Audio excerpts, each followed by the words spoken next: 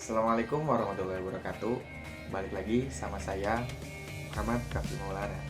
Jadi di video kali ini saya akan menjelaskan sedikit tentang human capital atau sering dikenal dengan modal manusia.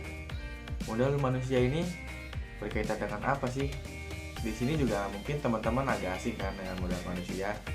Jadi gak usah lama-lama lagi. Saya di sini akan membahas sedikit tentang modal manusia. Ya, episode. Membangun human capital atau sering kita tahu dengan modal manusia yang berkualitas dan unggul. Human capital atau sering kita tahu dengan modal manusia berkualitas dan unggul merujuk pada kualitas dan keterampilan seseorang yang membuatnya kompeten dan siap menghadapi tantangan di berbagai bidang kehidupan. Menjadi modal manusia berkualitas dan unggul membutuhkan waktu, komitmen, dan dedikasi untuk mengembangkan diri secara terus-menerus. Ini melibatkan perpaduan pendidikan formal, pengalaman kerja, dan pengembangan pribadi yang berkelanjutan. Berikut adalah beberapa faktor yang dapat membantu seseorang menjadi modal manusia berkualitas dan unggul. Faktor-faktor modal manusia. Yang pertama ada pendidikan. Memperoleh pendidikan yang baik dan relevan adalah salah satu faktor penting dalam membentuk modal manusia yang berkualitas. Pendidikan yang baik dapat memberikan pengetahuan, keterampilan, dan pemahaman yang diperlukan untuk berhasil dalam berbagai bidang. Seperti Jan, the biggest planet in the solar system and the fourth biggest object. Yang kedua ada kemampuan berpikir kritis. Kemampuan untuk menganalisis, mengevaluasi, dan memecahkan masalah secara kritis adalah sifat penting yang harus dimiliki oleh modal manusia yang berkualitas. Kemudian ini memungkinkan seseorang untuk berpikir kritis, membuat keputusan yang baik, dan mengatasi tantangan dengan cara yang efektif. Yang ketiga ada keterampilan teknologi. Di era digital ini, memiliki keterampilan teknologi yang baik sangatlah penting. Keterampilan seperti penggunaan komputer, internet, dan perangkat lunak tertentu menjadi semakin diperlukan dalam berbagai pekerjaan dari kehidupan sehari-hari. Yang keempat ada kemampuan beradaptasi. Modal manusia berkualitas unggul juga mencakup kemampuan seseorang untuk mengadaptasi dengan perubahan dari tantangan yang menjadi dalam kehidupan dan lingkungan kerja. Kemampuan untuk belajar dengan cepat, berinovasi, dan berefleksibilitas membantu seseorang mengatasi tantangan dari manfaatkan peluang yang ada. Yang kelima ada sikap positif dan etika kerja yang tinggi.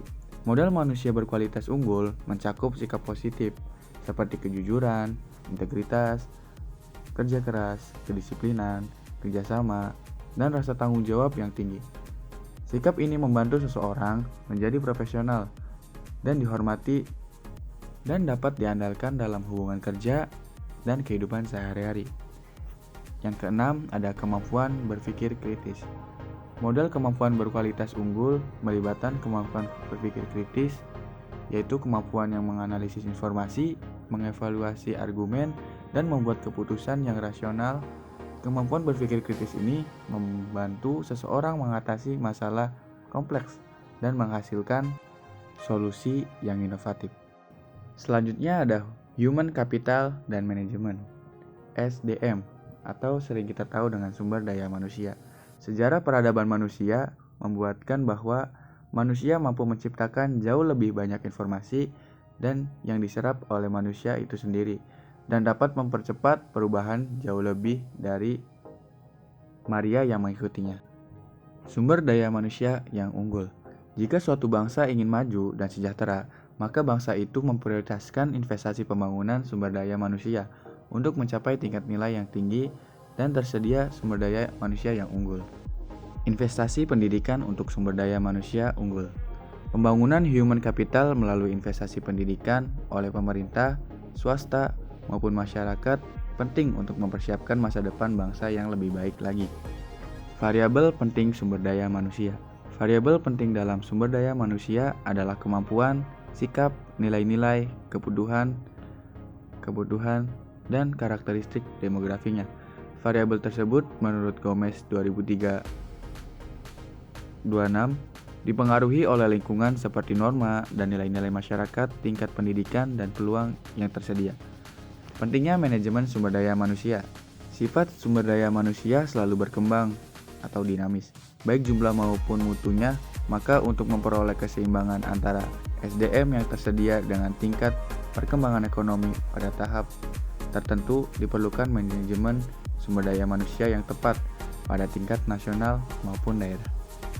Penekanan kualitas sumber daya manusia. Yang pertama ada kualitas spiritual, meliputi aspek iman, takwa, dan moral. Yang kedua kualitas masyarakat dan berbangsa termasuk kesetiakawanan sosial, rasa tanggung jawab yang tinggi, dan disiplin sosial. Yang ketiga ada kualitas kekarya yang meliputi A. Faktor pribadi yaitu kecerdasan, pengetahuan, keterampilan, dan mandiri. B. Faktor lingkungan dalam organisasi seperti situasi kerja dan kepemimpinan. C. Faktor luar organisasi seperti memahami nilai-nilai sosial dan ekonomi. Kebutuhan sumber manusia di dalam Indonesia. Dari pandangan di atas, ditegaskan sumber daya manusia yang diperlukan Indonesia orang yang cakap, dapat dipercaya, memiliki motivasi tinggi, memiliki kemampuan dan kecakapan, menciptakan iklim hubungan yang produktif, dan mengembangkan iklim kerjasama tim yang solid. Mungkin cukup sekian dari saya, kurang lebihnya mohon maaf. Jika ada salah kata mohon dimaafkan. Billahi taufiq wal hidayah. Wassalamualaikum warahmatullahi wabarakatuh.